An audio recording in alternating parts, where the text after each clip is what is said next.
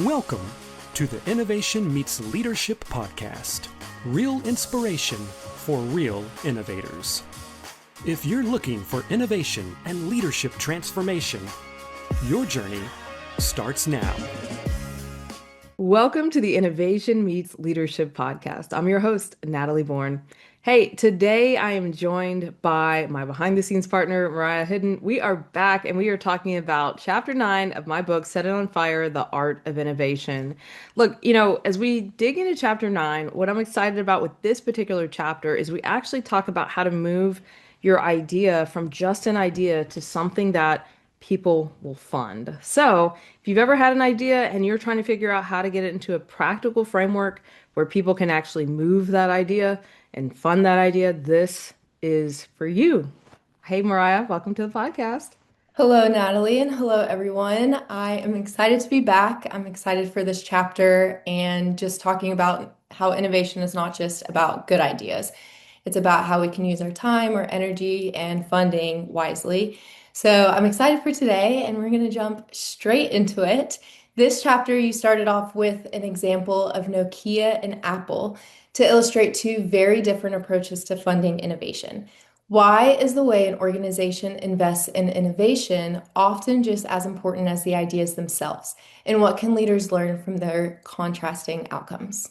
Yeah, so let's take a little trip down to the Nokia and the Apple example where we talk about this, and in the book I call it a cautionary tale. So Carmen Noble talks a little bit about this in one of the articles where Nokia and Apple are actually center stage, and we're talking about how they both spent all this money with very, very different outcomes. So let's think about this. At the time, let's go back in your time machine to 2004 to 2007. Nokia roughly spent about 22 billion in R&D. And during that, around that same time period, Apple spent about 2.5 billion. So let me say it again. 22 billion versus 2.5 billion, big difference. And as we know that when the first iPhone launched in 2007, it outperformed, right, what would be kind of the standard for what Nokia could do. And since that launch, Apple had continued to outperform year over year over year. So when we think about this example, this was kind of called by Professor Josh Lerner the slow-moving train wreck of projects. And, as we think about even our own world, we never want to be associated with a slow-moving train wreck. So, as I dig into this chapter and talk all about innovation, one of the big transitions that was happening during that time is people were thinking about innovation so scientifically that they thought they had to build these big rooms, big towers in order to express what innovation looked like. And so, what really was happening at a very high level is we were outspending and outpacing what bringing that innovation to market would actually do. And so, as a result, people didn't like the word innovation because it had associated with it big dollars and no return on investment. And obviously, for all of us, we don't want that to be our story, which is why I included this chapter. I think it's one of the most important chapters when we think about how to bring an idea to life. Yeah, that's great. And I just love that example because I think a lot of people think that they need more money to make something happen. But we see clearly that Apple used, I don't even know the math, but significantly less money to be able to, and they still outperformed way better than Nokia. So I think Yeah. that's great. Um, Don't quote me on this, but I want to say maybe it was like a little bit over 10%. that's, yeah, Yeah, that of would like the map out. difference, right? Yeah. They spent a fraction, you could call it a fraction of what Nokia Mhm. spent. Yeah, Yeah, crazy. that's tough. And we still all have Apple. Like no one Yes. has Nokias anymore. But I know in that process, both for Nokia and Apple, there had to have been framework. And I love how you go into this next part in the chapter. One of your principles is that innovation is freedom within framework. Why do boundaries and clear frameworks often create better innovation than unlimited resources and complete freedom? Yeah. So this is something that I think was ingrained into me early in my career in product development. Because, like, if you think about it for a second with innovation, let's say you own a clothing company, Mariah, and someone comes to you and says, Can you create this groundbreaking smoothie? You're like, no, my capabilities are in Right. clothing. So obviously, when we're innovating, every company has a framework. They have an area of capabilities that they're good at. And if somebody just lobs something out from left field, we can waste a lot of time and money if it's not within the capability set that this company has, or it's not a capability set they can go buy or build quickly. So really, when we think about this one, it's all about understanding what is the framework that we live in, what are the capabilities we can bring to market today, and then how do we derive innovations that sit within that framework so that we can move more successfully, so that we can move faster. And that's really the goal of a framework. So I say it like this, like infinite pools of money do not ensure success and innovation. Oftentimes it's through the constraints, right? We call them beautiful constraints where we don't have all the resources or we don't have all the money we need or we don't have the exact right solution that we get creative. And through that creativity, we're able to really build the future. And so, another way of saying it is like the people that are scrappy and are just willing to go into that dogfight and get the work done, like they're the ones that are going to emerge successful, not the people that had a ton of money. That alone, funding alone doesn't determine your success, Mhm. but it is just one piece of the picture. Yeah, that's good. And I think those people that have limited resources or the boundaries or the frameworks, they prioritize what they're doing a lot more, and Yeah. they are pushed to think outside the box a little bit more of like, Yeah. hey, we don't have these funds and we see that this company does, but how can we make it work? And I think it just sparks even more innovation. And so I think that's awesome. Moving on, you introduced three types of innovation: transformative, breakthrough, and disruptive. Can you break these down and why it is important for organizations to invest in all three rather than focusing only on incremental improvements? So, transformative innovation would be the example of moving from, just a step change. So, like, I don't know, what iPhone are we on at this point, Mariah? Do you know? I don't know because I know I don't have the latest ones. But let's just call 17, it, maybe. yeah, let's call it 16 to 17, right? Like, we know that there are some innovations. For example, like whatever iPhone version I have, the screen doesn't crack anymore. Do you remember how we used to drop our phone and that was like the end of the story? Well, Hmm. I've dropped this phone several times and now they've created transformative innovation in the fact that the screens don't crack anymore, at least not to the degree they used to. Yeah. And so that is, to me, that's just that step change. It's small incremental changes to make for a better innovation. But then you kind of have these breakthrough innovations. And to me, when I think about the breakthrough innovation, if we just stick with the example of of Apple, let's think about when they introduced the iPad. That was a breakthrough. I mean, they created a new product, a new consumer category, but essentially it was an extension of the iPhone. And so that to me is breakthrough. It's really you're using a lot of the same pieces and parts, but you're creating a new category. And then the last piece I really think about is disruptive. So it's innovation within an industry. So when Apple came out with the Apple Watch, it was a step change for how you communicate it, listen to music, recorded your workouts, or even exchanged money. That disrupted the complete landscape of, finance. Think about your normal wallet and how you would hold stuff.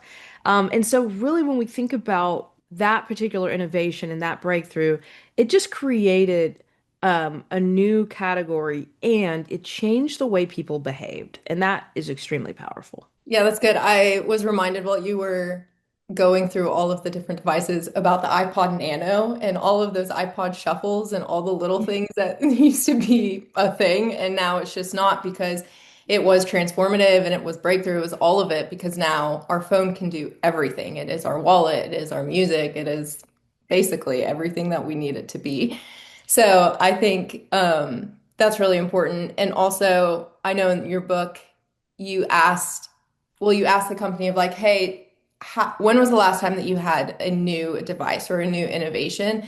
And I think it's important to always ask ourselves that because if we're not working on something, we'll, one, be behind the times, but two, like personas change and we're always having to think about what's coming next.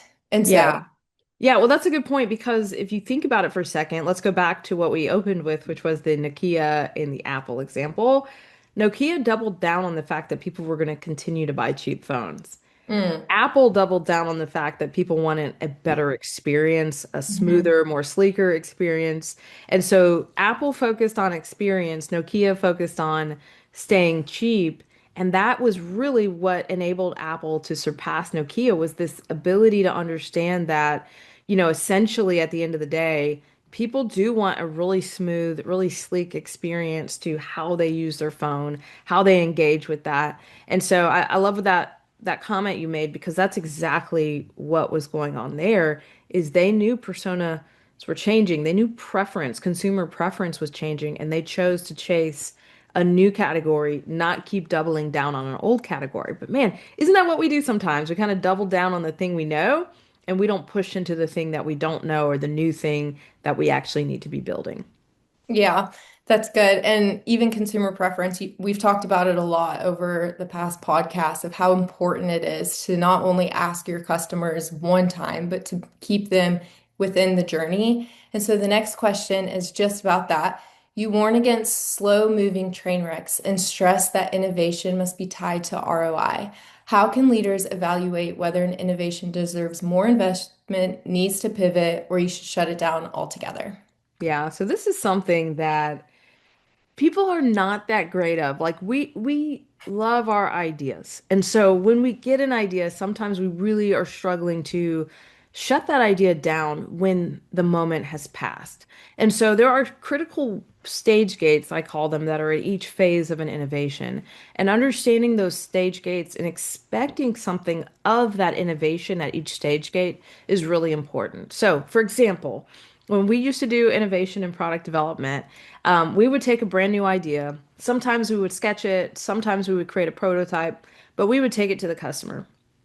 And if I went to 10 customers and 9 out of 10 hated it, were not excited, they thought it was terrible, I knew that I had to come back to the drawing board and find another way to recreate that, or I needed to do what no one likes doing, which is I needed to take it out back and shoot it.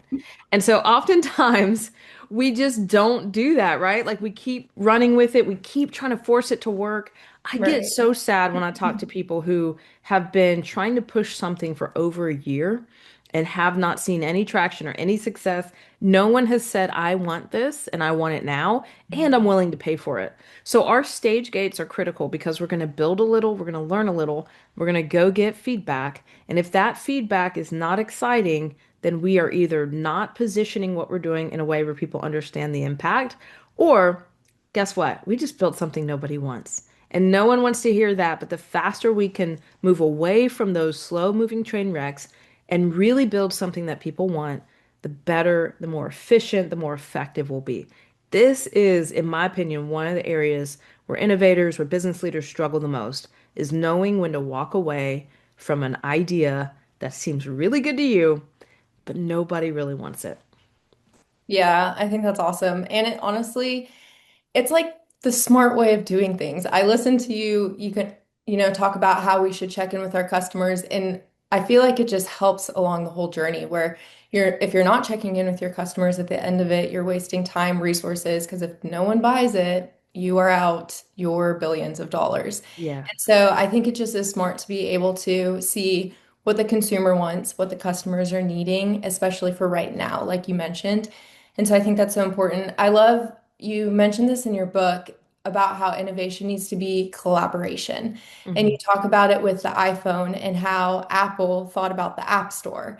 And I think about the App Store now where it's like there's so many different things that you can, either purchase or get onto your phone. But Apple was thinking about how can we help the whole ecosystem and how can we help not only our company, but our consumers and other consumers, other businesses to be able to expand. And so I just love how, innovation really sparks just not only for the company, but for everyone around. Yeah, let's think about the brilliance of the App Store for a second. Like, they didn't just build a new phone that was really cool and sleek. They thought about the entire ecosystem Hmm. and they created a platform for others to think about the entire ecosystem and to build onto an ecosystem that was just for them. And so, oftentimes, when we bring in innovation and market, we're so focused on that innovation that we don't spend a ton of time looking at the ecosystem. So funny enough, whenever I'm working with a client on a 3-year strategy, not only do we spend a whole lot of time understanding what are their capabilities, what platforms are they on, what can they do today, but then we zoom out and I ask them like, what's going on in the entire ecosystem? Where can you partner in that ecosystem? What could you buy in this ecosystem to be even more effective with whatever you're trying to bring to market? So that's why I love this example because not only did they spend a fraction of the money, Mhm. but they went out beyond just delivering the device and they thought about how to deliver real value to partners, to the users of the device, and everybody in the value chain. And so, so often there's this whole value chain that we could deliver on, and we only focus on our little, you know, Mhm. very small portion, and we aren't thinking big enough. And what I love about this story is they thought really big and they delivered on those results. Yeah, that's good. I love the term value chain and just thinking outside of the box. Near the end of the chapter, you encourage leaders to look back, look out, and look up. Can you unpack that framework and explain how it helps organizations prepare not just for today's market, but for the future that they're trying to create? Yeah, so let's think about you know, a project that you've either worked on in the past or maybe one that you're working on right now. When we look back, I mean, we really want to learn from our mistakes. We want to learn from our failures. I say them as two different things because we talked Right. about that in a different chapter, but both are really important for us to look at. So when we look back, we're looking at what mistakes did we make? How can we mitigate those mistakes happening again? What failures did we have on this project? And then what did we actually learn from those failures? Because if we're not learning from those failures, we're going to be bound to repeat those same failures over and over again. So we want to learn that. Um, then there's the idea of looking out. This is where we want to get a different vantage point on our landscape. You know, I say this in the book, but if you don't disrupt yourself, you'll be disrupted by somebody who's thinking about that. And so that's really where we want to be wise. We want to think ahead. We want to think about our competitors. We want to know what solutions they're bringing into the market. I'll be honest, you know, when people are like, "Oh, I don't pay attention to my competitors." I think that's unwise. I think we should understand the moves our competitors are making. Life is a chessboard, so understand the chess pieces, understand who's on it, understand what they're doing, understand why they're doing it. Because also, what your competitors are doing is also they're responding to signals in the market. So, what signals are they responding to, and what signals are you responding to? That's how we understand the entire ecosystem and what's happening. And then from there, I talk about not only looking back, looking out, but also look up. And in the process of looking up, it's time to really think ahead. It's time to think into the future. It's time to plan into the future and think, what is the long-term, place that we want to be as a business? What is our 3-year, 5-year, 10-year strategy? Not to say that technology and other things won't change it, but the impetus behind what we want to do and why we want to do it, like we've got to drive where we are today into the future, especially as an executive leader. We want to be looking into the future and saying, how can I see around corners that are coming 6 months, a year, 2 years from now? That's really the job of an executive visionary leader. They're not just seeing what's happening today, they're seeing around the corners. They're looking into the future to really understand the impact that, what's going on today is going to have in the future. And so, as we think about innovation, as we think about leadership, a good leader looks back, they look out, and they look up to really think about how to continue to drive innovation, to drive strategy within their organization. Yeah, that's awesome. I am gonna get life as a chessboard stitched on a pillow for you because I think that's so, it's just so true. Like there's intentionality in every single aspect of innovation, and it's not just a good idea. It's a, okay, what do we do with this idea? What teams do we have to rally around this idea? What funding or wise decisions can we pour into it? Who are we asking for insight for this idea? And so I think it's just so important to know that it's not an easy thing to do, and there is some intentionality behind every single thing. But if you do it with a good framework, then it will be easy to get the outcome that you want. So I think that's awesome. Natalie, do you have any final thoughts for our listeners today? Man, this is a chat. This is one of those chapters where it's kind of like like it's time to grow up chapter, Mm. where this is really where the rubber meets the road with innovation, stage gating innovation, thinking about how we fund it, thinking about how we drive change, how we learn from our past mistakes and failures, and really how we build the future product, the future innovation, whatever we're building. This is where we think about who we're building it for. So those are my final thoughts. And yeah, let me tell people how to find and follow us. You can head over to Innovation Meets Leadership on all the platforms.